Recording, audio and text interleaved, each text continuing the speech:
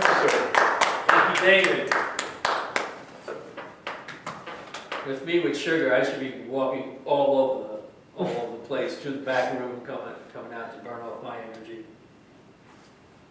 Next up, we have speakers now. We have two speakers. Yes, we have a question. How long will the speeches? Time? 3 to 5. 3 to 5. 3 to 5. 5 to 7. 5 to 7. On your agenda. Thank you. Do you have a agenda? Yeah, the agenda's over there.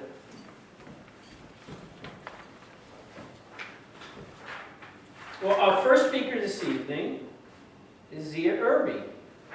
And Zia gave me an introduction. Is this from a manual or no? No, because I couldn't figure out what manual I needed to do it from, so I'm just doing it. And, yeah.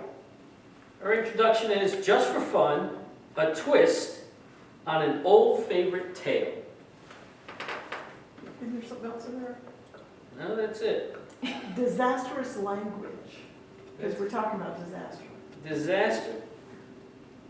A twist on an old favorite tale.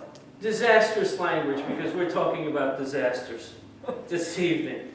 The title of her speech is called Rindercella. Rindercella. Rindercella, Dia Irby. Dia Irby, Rindercella.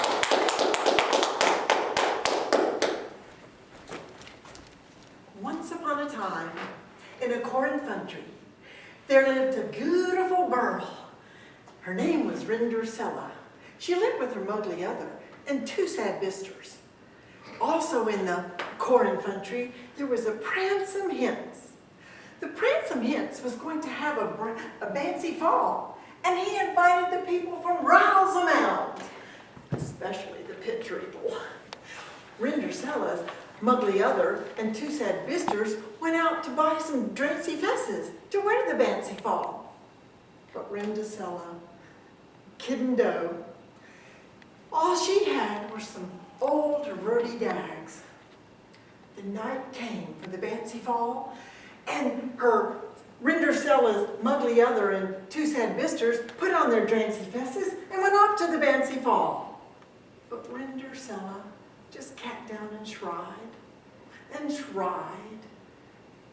suddenly, while she was kidding there trying, her Gary Mudfather touched her with his magic wand, and there appeared a Kid Boach and Hicks White Sources to take Rindercella to the fancy fall. And then he said, Rindercella, be home before midnight, or I'll turn you into a pumpkin.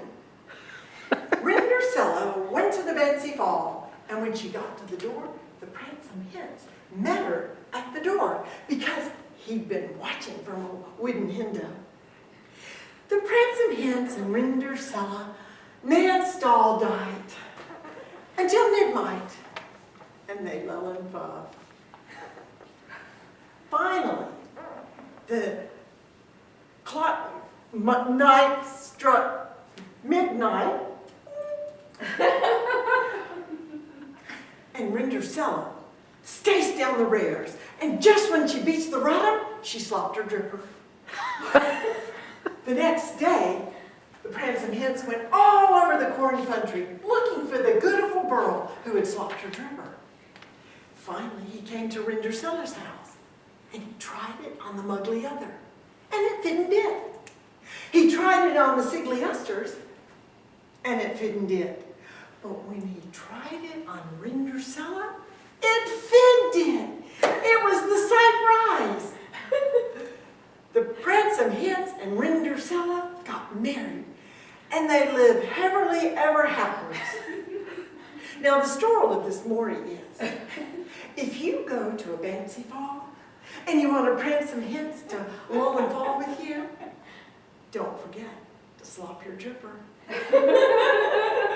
Mr. Toastmaster.